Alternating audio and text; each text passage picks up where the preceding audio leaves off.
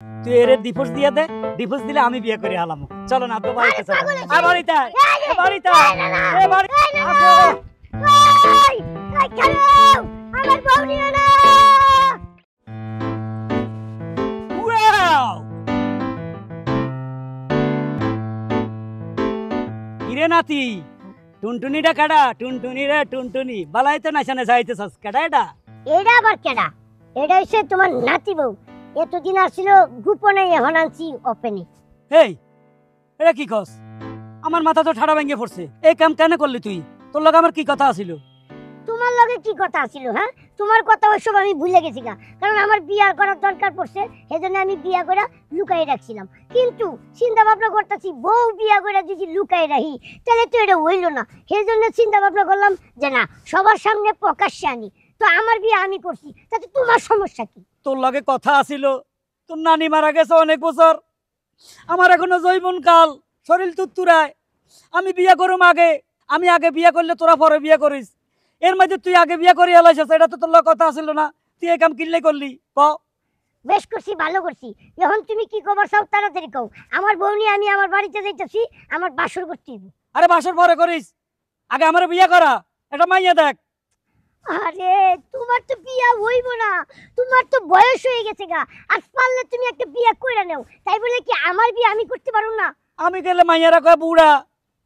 আমি চাইছিলাম একটা বিধবা মাইয়া লইলো, দেখ বিধবা স্বামী মারা গেছে এরকম সাইজের একটা দেখ।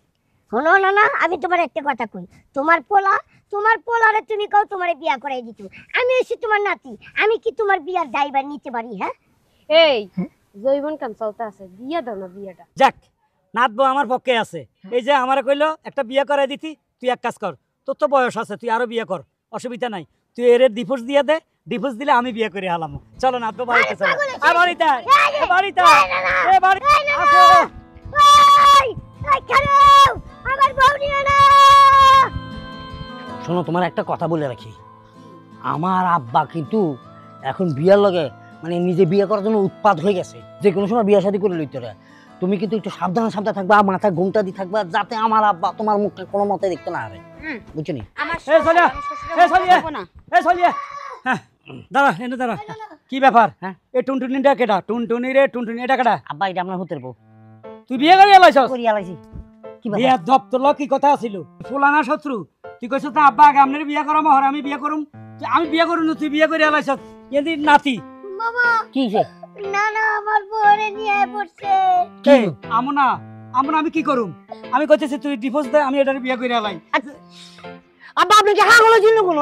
তুই ডিভোর্স দে, তোর বড় বিয়ে করে এলাই। ইয়া তাকবিল্লাহ নাউজুবিল্লাহ, হুতের বউ এটা, পাড়া প্রতিবেশীর বউ না। ও হুতের মতো মাইয়ের সমান কি কইতে কি কই, মাথা ঠিক নাই তো বাবা। আচ্ছা আব্বা এটা কি শুরু করছেন আপনি? আরে বিয়ে করাই দে, আর মাথা ঠিক হয়ে যাইবো। আচ্ছা ভাই না কি করতাম আমাকে একটু বুঝাই বলতো।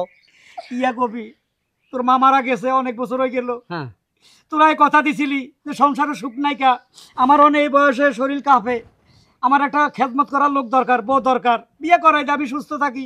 অথচ নাতি বিয়ে করে আলাইছে, তুই বিয়ে করে আলাইছে, আমার কি হবে? আব্বা আপনি কি এখন এই বয়স আসেনি? হ্যাঁ আপনি কেন বোঝেন না যে আপনার একটা বয়স ছিল, সেই সময় আপনার বিয়ে করালে ঠিক আছিল, কিন্তু এখন তো সেই বয়স নাই।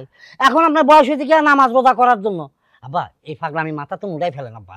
আমি বলি কি আমরা মামু ভাইটা মিলি আপনার একটা পাসপোর্ট করাই দিই, আপনি উমরা করতে যান, বুঝছেন? উমরা করিয়ে আসেন, তারপর দেখবেন আপনার দিল খালি হয়ে যাবো, একদম পরিষ্কার হয়ে যাবো, দুধের মতন পরিষ্কার। ঠিক আছে তো, মামা ঠিক কথা কইছে। আর তাছাড়া আব্বা আপনার ছেলের বউ আছে, নাত বউ আছে, আপনার শেষ বয়সে খেদমত করার জন্য কোনো কষ্ট হবে না, আমরা আপনার সমস্ত খেদমত করব।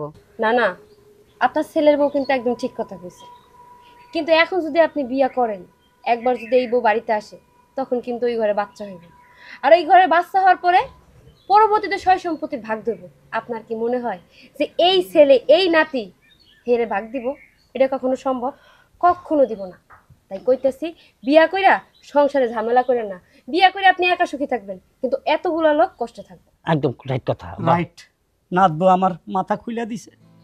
আমি ওইটা চিন্তা করি নাই। বিয়ে করলে তো বাচ্চা হবেই, আর বাচ্চা হলে সে লাঞ্ছিত হবে তোদের কাছে।